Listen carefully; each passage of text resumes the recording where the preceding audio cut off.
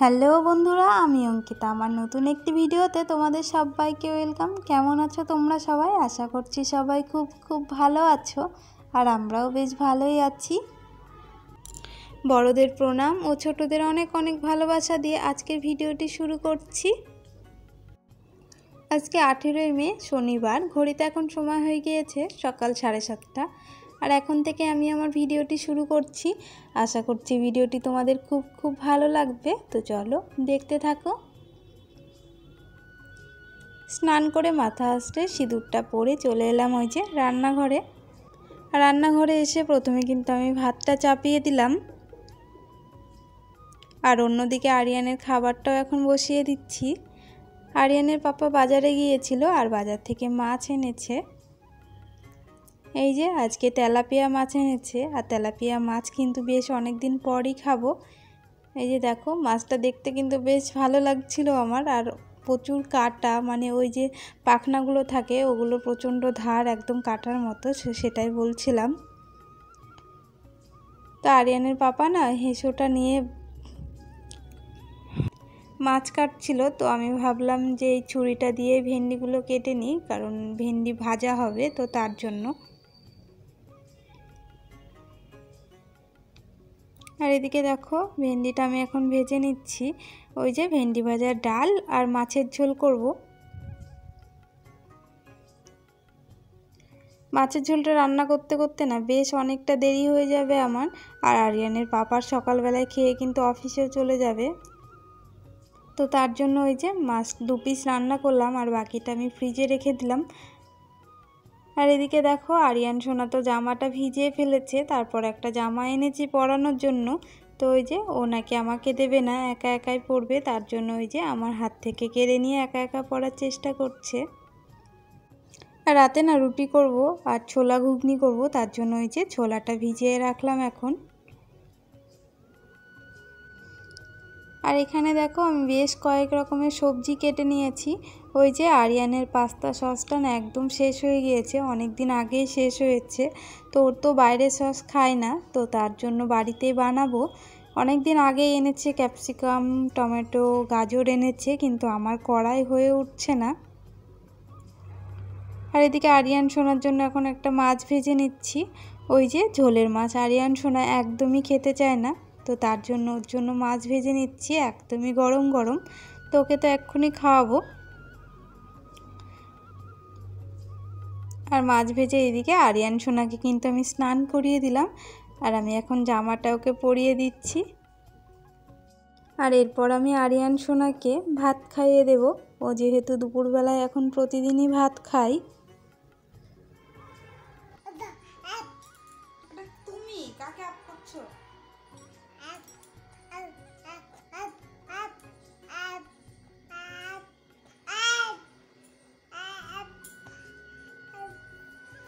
তুমি বাবা কাকে আপ করছো?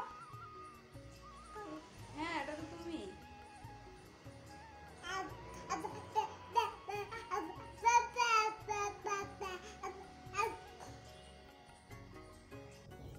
আরিয়ান সোনাকে খাইয়ে দিয়েছি, আর এর মাঝে অনেকটা সময় পার হয়ে গিয়েছে। ওই যে দুপুরবেলা আমাদের খাওয়া দাওয়া কমপ্লিট হয়ে গিয়েছে, আর এখন আমি বাসনগুলো মেজে নিচ্ছি। আর এই যে পাশের দেওয়ালটা আমি মুছে নিচ্ছি। এটা যদিও ওই যে সকালবেলায় রান্নার পর মুছি, কিন্তু আজকে না ওই যে হয়ে ওঠেনি, তো তার জন্য ভাবলাম এখনই মুছে নিই। আর এই কাজটা আবার প্রতিদিন না করলে না আমার একদমই ভালো লাগে না, ওই যে খুবই বিরক্ত লাগে, আর কেমন কেমন যেন লাগে। আর রান্না করলে যেহেতু তেল ছুটে আসে, তো তার জন্য জায়গাগুলো কিন্তু কেমন হয়ে যায়। ওই যে প্রতিদিন মুছে রাখলে কাজটা কিন্তু অনেকই সহজ হয়। আর আমি কিন্তু এই সংসারটাকে আর সংসারের কাজগুলোকে ভীষণ ভালোবাসি, আর তার জন্য না আমার কোথাও যেতেও ইচ্ছা করে না এই সংসারটাকে ছেড়ে। তারপর ওই যে সবজিগুলো দেখো আমি কেটে নিয়েছি। ওই যে গাজর, ক্যাপসিকাম, টমেটো, পেঁয়াজ, আর দিয়েছি কয়েক কোয়া রসুন দিয়েছি। আরিয়ান যেহেতু বাইরের কোনো সস খায় না বা খাওয়ায় না, আর কোনো দিন যদি রান্না করে দিই না পাস্তার সাথে, তাহলে কিন্তু আরিয়ান খেতে চায় না। ও বাইরের জিনিসটা বলতে গেলে এখনও খুব একটা পছন্দ করে না, তো তার জন্য বাড়িতেই বানাই। আর এটা কিন্তু খুবই হেলদি। আর এদিকে দেখো আরিয়ানের জন্য পাস্তা সেদ্ধ করছি। ওই যে আরিয়ানকে বিকেলবেলা কিন্তু পাস্তা খাওয়াবো। আর রাতে তো ওই যে রুটি করব আর ছোলা ঘুগনি করব বলেছিলাম। ছোলাটা তো ভিজিয়ে রেখেছিলাম সকালে। এই যে ছোলা আর আলু সেদ্ধ করে নিয়েছি, এখন ঘুগনিটাকে রান্না করে নেব। কারণ রাত্রিবেলায় না ওই যে আরিয়ান কান্নাকাটি করে, তখন হয়তো হয় না বা অসুবিধা হয়, তার জন্য এখন কিন্তু আমি কাজটা এগিয়ে রাখছি। আর এইভাবে কাজ এগিয়ে রাখলে কিন্তু অনেকটাই সুবিধা হয়, বিশেষ করে ছোট বাচ্চা নিয়ে তো অনেক সুবিধা হয়। আর এদিকে কিন্তু ঘুগনিটা যতক্ষণে হচ্ছিল ততক্ষণে কিন্তু এই যে ময়দাটাও আমি মেখে রেখেছি রুটির জন্য। আর এই যে পাস্তা করার জন্য এটা কিন্তু আমি একদম রেডি করে ফেলেছি। এটা এখন একটু ঠান্ডা হোক, একটু পরে এটা মিক্সিতে ব্লেন্ড করে নেব। আর এদিকে ছোলা ঘুগনিটাও কমপ্লিট হয়ে গিয়েছে, একটু ঝোল ঝোল আছে, ওই যে পরে আবার ঝোলটা ঠিক হয়ে যাবে। প্রতিদিনের মতো আজও তোমাদের এই কথাটি বলবো, আমার ভিডিও তোমাদের কেমন লাগছে সেটি অবশ্যই কমেন্ট করে জানিও। আর ভিডিও যদি ভালো লাগে তাহলে লাইক, শেয়ার আর চ্যানেলটিকে সাবস্ক্রাইব করে আমার পাশে থেকো।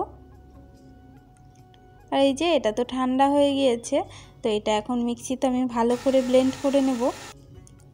আর এটা এখন মিক্সিতে ব্লেন্ড করে নিয়েছি, আর এটা না আমি ফ্রিজে রেখে দেব, একটু এখানে থাকবে, কারণ মিক্সিতে ব্লেন্ড করার পর একটু গরম হয়েছে।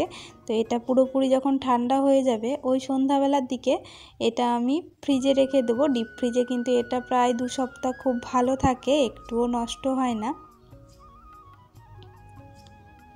আর এখন এই যে মাথাটা আঁচড়ে নিচ্ছি, বিকেলবেলা একটু বাইরে বেরোবো, তার জন্য। এটা তো আমি প্রতিদিনই যাই আরিয়ান সোনাকে নিয়ে বাইরে, তো তার জন্য একটু রেডি হয়ে নিচ্ছি। আর আরিয়ান সোনাকে কিন্তু এখনও রেডি করানো হয়নি। তো চলো আজকের মতো ভিডিওটি আমি এখানেই শেষ করছি, ফিরে আসছি নতুন কোনো একটা ভিডিওর সাথে। ততক্ষণে সবাই ভালো থেকো, সুস্থ থেকো আর সাবধানে থেকো। আর ভিডিওটি কেমন লাগলো সেটি কিন্তু অবশ্যই কমেন্ট করে জানিও, ভালো লাগলেও জানিও আর খারাপ লাগলেও জানিও। তো চলো আজকের মতো সকল বন্ধুদের টাটা, সবাই ভালো থেকো।